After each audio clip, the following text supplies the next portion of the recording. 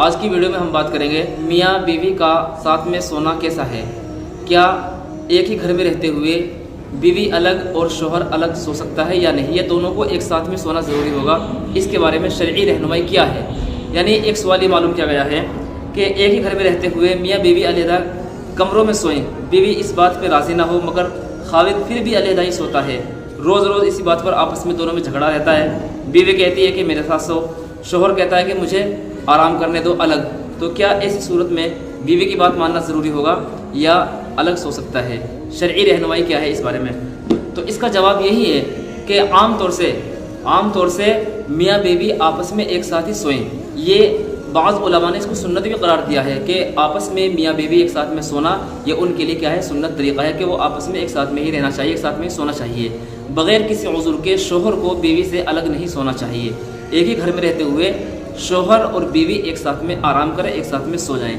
لیکن اگر کچھ اعذار آ جائیں، کچھ پریشانی آ جائے، کچھ پرابلمس آ جائیں، تو پھر وہ شوہر الگ بھی سو سکتا ہے، اور پھر بیوی کو اس سے ناراض رہنا یہ اس کے لیے مناسب نہیں ہے کہ بیوی ناراض رہے اس سے، بیوی اس کو غلط کہے، یہ اس کے لیے مناسب نہیں ہے۔ وہ پرابلمس کیا ہیں، وہ عذر کیا ہے کہ جن کی وجہ سے شوہر الگ سو سکتا ہے؟ تو فار ایگزامپل بیوی کو پیریڈس ہے، بیوی کو حیض ہے، تو حیض کی حالت میں بیوی سے اس وجہ سے بیوی کے پاس نہیں سو رہا ہے شوہر، کے کہیں ایسا نہ ہو کہ جمع ہو جائے، صحبت ہو جائے، یعنی کنٹرول نہ ہو پائے اور آپس میں پھر دونوں میاں بیوی صحبت کر لیں، اس مناسبت سے شوہر الگ سو رہا ہے تو یہ جائز ہے، ٹھیک ہے۔ دوسری بات یہ ہے، دوسرا عذر یہ ہے، دوسری پرابلم یہ ہے کہ شوہر دن بھر کام کرتا ہے، تھک گیا ہے، اور اس کا کہنا یہ ہے کہ مجھے آرام کرنے دو الگ تنہا تاکہ میری نیند مکمل ہو جائے۔ تو اس طریقے سے اگر وہ تنہا آرام کرے گا تو پھر بیوی کو اس پر ملامت کرنے کا کوئی حق نہیں ہے، اس سے ناراض ہونے کا کوئی حق نہیں ہے، اس کو آرام دے دینا چاہیے تاکہ وہ مستقل آرام کے ساتھ میں نیند نکال لیں۔ تو یہ دو عذر ہوئے۔ اب تیسرا عذر یہ ہے کہ گھر کے اندر بڑے بچے ہیں، سمجھدار بچے ہیں، جو بلوغت کے قریب ہیں، یہ جو بالغ بچے ہیں، تو ان کے سامنے بھی میاں بیوی آپس میں نہ سوئیں، بلکہ جب وہ بچے سو جائیں یا کوئی کمرہ الگ ہو کہ جس میں بچے الگ ہوں اور شوہر اور بیوی الگ ہو، تو پھر وہاں دونوں ایک ساتھ سو سکتے ہیں، ورنہ تو بڑے بچوں کے ساتھ میں، بڑے جو بالغ بچے ہوتے ہیں ان کے سامنے میاں بیوی آپس میں ایک ساتھ نہ سوئیں، تو شوہر الگ سوئے اس صورت میں، اس موقع پر۔